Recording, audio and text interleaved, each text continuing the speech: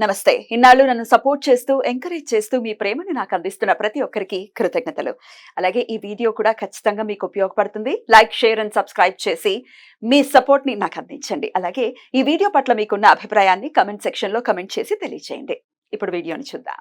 నమస్తే, welcome to our channel. నేను పద్మిని. ప్రస్తుతంతో పాటు ప్రముఖ ఆధ్యాత్మికవేత్త, నారీసేన ఫౌండర్, దత్త ఉపాసకురాలు, శ్రీపాద శ్రీవల్లభ దత్తపీఠ వ్యవస్థాపకురాలు శ్రీమతి లతా దత్త గారు మనతో పాటు ఉన్నారు. మాట్లాడదాం. నమస్తే అక్క. నమస్తే రాజే. గురుదత్త. శ్రీ గురుదత్త. అక్క, అనఘాష్టమి వ్రతం ఎన్నిసార్లు చెప్పినా తనివి తీరదు, కడుపు నిండదు అసలు.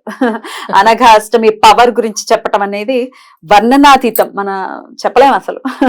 అసలు నాకే జరిగాయి ఎన్నో మిరాకిల్స్. నెల నెలకి అంటే ఒక 6-7 సార్లు వచ్చేసరికి అసలు మనం చేయలేనిది కూడా, అసాధ్య కార్యం కూడా సాధ్యమయ్యేటట్టు చేస్తాడు. అద్భుతం. ఒక కాలర్ సిద్ధంగా ఉన్నారు, అంటే ఒక రివ్యూ మనకి. ఇవాళ రేపు రివ్యూల ప్రపంచంలోనే ఉన్నాం. ఇదేమో సాక్ష్యం లాగా కాదు, ఇది స్వామి యొక్క వైభవాన్ని మనం పంచుకోవాలి. 10 మందికి కనుక తెలిస్తే ఖచ్చితంగా ఓహో మనం ఇలా నమ్మాలన్నమాట, ఇలా మనం దారి చేసుకోవాలన్నమాట అనేది అర్థమవుతుంది. అందుకని నేను ఈ రివ్యూస్ ని తీసుకుంటాను. ఖచ్చితంగా అది వేరే వాళ్ళకి ఒక మార్గదర్శకం అవుతుంది. ఖచ్చితంగా. అందుకే అనఘాష్టమి చేసుకుని వారి జీవితంలో జరిగినటువంటి మెరాకిల్ ని ఒకసారి లైవ్ లో విందాం, ఏం జరిగిందో. హలో హలో, నమస్తే అండి. నేను పద్మిని మాట్లాడుతున్నాను, రెడ్ టీవీ నుంచి. నమస్కారం. నమస్తే అండి. నా పేరు చెప్పండి. నా పేరు కిరణ్ కుమార్ అండి. కిరణ్ కుమార్ గారు, ఏమిటి ఏ సంకల్పంతో అసలు మీరు అనఘాష్టమి వ్రతాన్ని చేసుకున్నారు మన శ్రీపాద శ్రీవల్లభ దత్తపీఠంలో, ఒకసారి చెప్తారా? నా పెళ్లి గురించి నేను చేసుకున్నానండి. ఎంత మొహమాట, ఎంత సిగ్గుపడిపోతున్నారో. వివాహం గురించి స్వామి వారిని ఆయనని ఖచ్చితంగా మనం వేడుకోవాలి అనుకున్నారా? అవునండి. మా అమ్మగారు నేను వచ్చాము. వచ్చినప్పుడు లతమ్మ గారు చెప్పారు, అడిగినప్పుడు ఇలా అన్నారు అనమాట, అనఘాష్టమి వ్రతం చేయించుకుంటే 3 నుంచి 5 సార్ల లోపు రిజల్ట్ వస్తుంది అని చెప్పి అన్నారు అనమాట. అంతకు ముందు మీరు ఎన్నాళ్ళ నుంచి ప్రయత్నాల్లో ఉన్నారు, వివాహ ప్రయత్నాల్లో? సంవత్సరం అవుతుంది. సంవత్సరం నుంచి సంవత్సరంన్నర వరకు అవుతుంది. పోయిన సంవత్సరం మా చెల్లి పెళ్ళైంది, దాని తర్వాత నుంచి చూస్తున్నాం అనమాట. ఓకే, కొంచెం డిలే ఏమైనా ఉందా? అంటే అవ్వలేదు, కొంచెం డిలే ఉంది, ఇష్యూస్ కూడా ఉండే, సెట్ అవ్వట్లేదు. అంటే వివాహాలు వెళ్ళటం, సెట్ కాకపోవటం ఇట్లాంటివి అంతేనా? జాతకం వచ్చింది, జాతకం వస్తున్నాయి, చూసాము, ఏది సెట్ అవ్వకపోవడము. అసలు ఇప్పుడు జరుగుతుందా లేదా, ఈ సంవత్సరం అయినా జరుగుతుందా, లేకపోతే మళ్ళీ సంవత్సరం దాకా వెళ్ళాల్సి వస్తుందేమో అని అనుకున్నాము.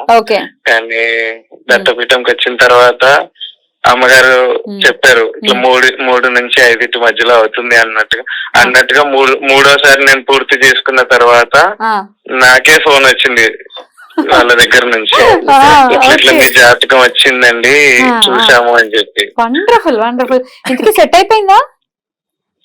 సెట్ అయిపోయింది. కంగ్రాచులేషన్స్. ఎప్పుడు వివాహం? వివాహం డిసెంబర్ 7వ తారీఖు వచ్చేస్తుంది. ఓహో, కంగ్రాచులేషన్స్ అండి, చాలా చాలా సంతోషం. డిసెంబర్ 7వ తారీఖు వివాహం.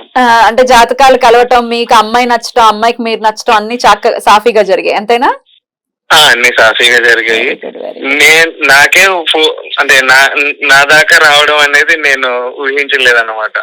అంతకుముందు నేనే 10 మంది దగ్గరికి వెళ్ళాను, కానీ ఎప్పుడు నాకు అంత పాజిటివ్ రిజల్ట్ లేదు. కరెక్ట్. అయితే ఇప్పుడు మీరు ఇవాళ రేపు ఉన్నటువంటి జనరేషన్, జనరల్ గా దేవుళ్ళు పూజలు అని అంటే మేము నమ్మమండి అని జనరల్ గా చెప్తూ ఉంటారు. మీకు ఎట్లా నమ్మకం కలిగింది? అందున దత్తుడి మీద నమ్మకం ఎలా కలిగింది? ఖచ్చితంగా లత గారు చెప్పినటువంటి మాట మీద ఎట్లా నమ్మకం కలిగింది, ఒకసారి చెప్తారా? నాకు యాక్చువల్ గా చిన్నప్పుడు 7-8 తరగతిలో ఉన్నప్పుడు సాయిబాబా గుడికి వెళ్ళేవాడిని అనమాట. అక్కడ అన్నదానంలో పార్టిసిపేట్ చేయడం గానీ అన్నిట్లో ఉండేవాడిని. అప్పటి నుంచి నాలో మార్పు వచ్చింది. అప్పటి నుంచి గురువు దగ్గరికి వెళ్ళడము, గురు పాదుకలు, గాంగాపూర్ వెళ్ళడము, అమ్మగారు చెప్పినట్టు శ్రీపాదుల దగ్గరికి వెళ్ళి పిఠాపురం వెళ్ళి దర్శనం చేసుకొని రమ్మన్నారు. వెళ్ళొచ్చాను. మళ్ళీ మన పీఠం దగ్గరకు వచ్చి నేను రెగ్యులర్ గా ఈ అనఘాష్టమి వ్రతం చేసుకున్నాను. ఇంకా రిజల్ట్ అనేది ఆటోమేటిక్ గా వచ్చేసింది. చాలా చాలా సేవ సంతోషం కూడా అండి. బాగా చేస్తాడు. సేవ కూడా చేస్తారట కదా. బాగా చేస్తాడు. చాలా చాలా సేవ కూడా ఆ, చాలా చాలా సంతోషం అండి కిరణ్ గారు. చక్కగా మీ వైవాహిక జీవితం నిండు నూరేళ్లు మీరిద్దరు చక్కగా కలిసి ఉండాలి, ఆనందాలతో సంతోషాలతో కలిసి ఉండాలి, పాపలతో అని మనస్ఫూర్తిగా కోరుకుంటున్నాను నేను. Thank you so very much మీ ఎక్స్పీరియన్స్ ని నాతో షేర్ చేసుకున్నందుకు. ధన్యవాదాలు. థ్యాంక్ యూ అండి. నమస్తే. Thank you. నమస్తే. How beautiful. కొంచెం సిగ్గుపడుతున్నాను పిల్లలు. మరి 7 రోజులే ఉంది పెళ్లికి, వాళ్ళ 30వ తారీఖు కదా. ఇంకా రేపు ఎల్లుండో పెళ్లి పెళ్లి కూడా కొడుకు చేస్తారు. చేసేస్తారు, మరి సిగ్గుపడతారు అనుకోండి. అయితే పెళ్లి కాని వాళ్ళందరికీ ఇది ఒక అద్భుతమైన వ్రతం పద్మిని. Yeah. ఇప్పుడు మనం 90s లో తీసుకుంటే 80s వరకు పెళ్లిళ్ళు అయ్యాయి. 90s నుంచి ఎవరికి పెళ్లిళ్ళు అవ్వలేదు. మాకు 30 వచ్చింది, 32 వచ్చింది, 34 వచ్చింది అంటారు.